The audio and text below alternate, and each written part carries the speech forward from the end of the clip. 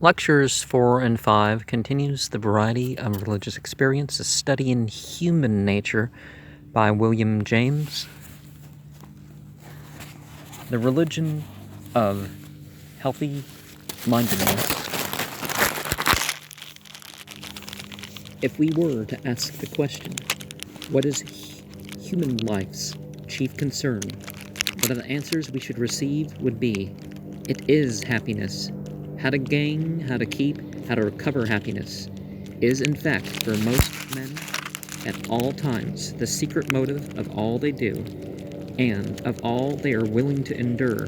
The hedonistic school in ethics deduces the moral life wholly from the experiences of happiness and unhappiness which different kinds of conduct bring, and even more in the religious life than in the moral life. Happiness and unhappiness seem to be the poles round which the interest revolves. We need not go so far to say, with the author whom I lately quoted, that any persistent enthusiasm is, as such, religion, nor need we call mere laughter a religious exercise, but we must admit that any persistent enjoyment may produce the sort of religion which consists in a grateful admiration of the gift of so happy an existence.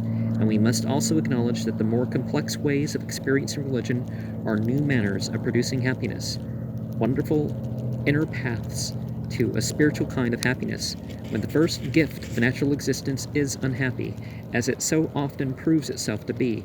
With such relations between religion and happiness, it is perhaps not surprising that men come to regard the happiness which a religious belief affords as a proof of its truth.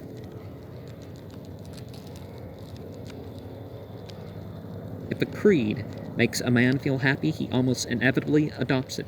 Such a belief ought to be true, therefore. It is true. Such, rightly or wrongly, is one of the immediate inferences of the religious logic used by ordinary men. Of course, we find that pretty much any spiritual belief system can make a person happy, or will make some people happy, at least, or more commonly, better than nothing. The presence of God's Spirit, says a German writer, see Hilty in Glück Dritter Theil from 1900, page 18, may be experienced in its reality, indeed, only experienced, and the mark by which the Spirit's existence and nearness are made irrefutably clear to those who have ever had the experience is the utterly incomparable feeling of happiness which is connected with the nearness, and which is therefore not only a possible and altogether proper feeling for us to have here below, but is the best and most indispensable proof of God's reality. No other proof is equally convincing, and therefore happiness is the point from which every efficacious new theology should start. In the hour immediately before us, I shall invite you to consider the simpler kinds of religious happiness, leaving the more complex sorts to be treated on a latter day. In many persons, happiness is congenital and irreclaimable. Cosmic emotion inevitably takes them in the form of enthusiasm and freedom. I speak not only of those who are animally happy. I mean those who, when unhappiness is offered or proposed to them, positively refuse to feel it, as if it were something mean and wrong. We find such persons in every age, passionately flinging themselves upon their sense of the goodness of life, in spite of the hardships of their own condition, and in spite of the sinister theologies into which they may be born.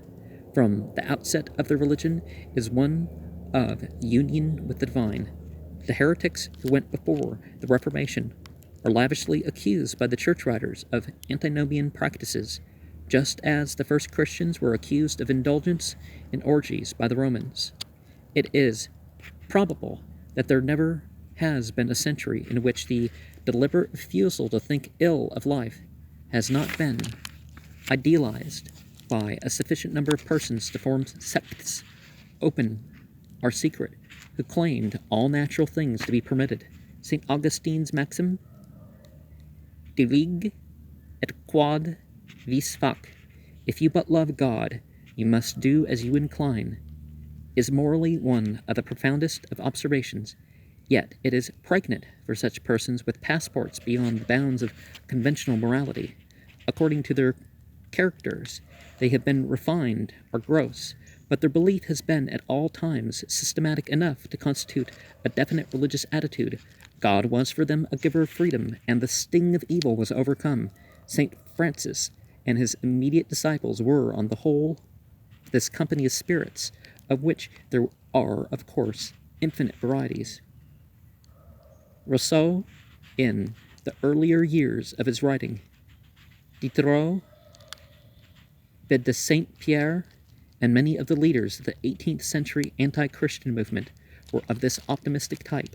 They owed their influence to a certain authoritativeness in their feeling that nature, if you will, only trust her sufficiently is absolutely good.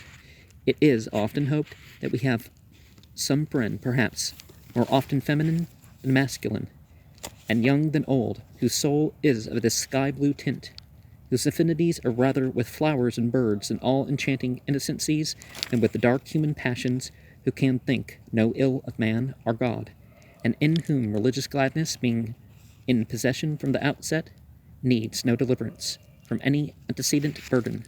And let me remind that the last quote, before we start the next quote, the last quote from the near presence of God's Spirit to New Theology should start. That's as far as that went, but we start here. God has two families of children on this earth, St. Francis W. Newman. In The Soul, Its Sorrows and Aspirations, 3rd edition, 1852, page 89 and 91. The once-born and the twice-born, and the once-born he describes as follows. They see God not as a strict judge, not as a glorious potentate, but as the animating spirit of a beautiful, harmonious world, beneficent and kind. In Arabic, that would be Ar-Rahman. Well, that's stronger. That's a bit stronger than that. But, and Ar-Rauf. Is that the right one? Merciful as well as pure.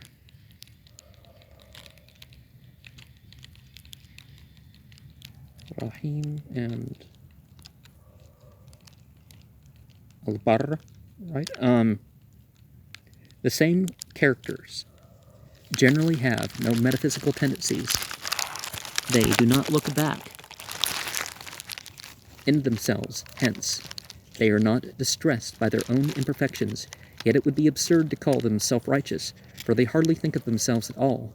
This childlike quality of their nature makes the opening of religion very happy to them, for they no more shrink from God than a child from an emperor, before whom the parent trembles. In fact, they have no vivid conception of any of the qualities in which the severer majesty of God consists. And, he is to them the impersonation of kindness and beauty. They read his character, not in the disordered world of man, but in romantic and harmonious nature. Of human sin, they know perhaps little in their own hearts, and not very much in the world, and human suffering does not melt them to tenderness.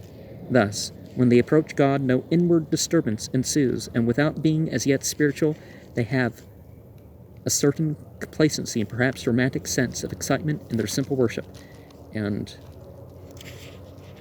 William James says that he once heard a lady describe the pleasure it gave her to think that she could always cuddle up to God.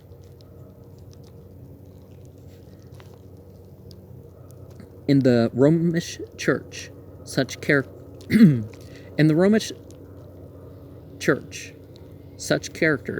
find a more congenial soil to grow than in Protestantism, whose fashions of feeling have been set by minds of a decidedly pessimistic order. But even in Protestantism, they have been abundant enough, and in its recent liberal developments of Unitarianism and latitudinarianism, generally, minds of this order have played and are still playing leading and constructive parts. Emerson himself is an admirable example. Theodore Parker is another. Here are a couple of characteristic passages from Parker's correspondence.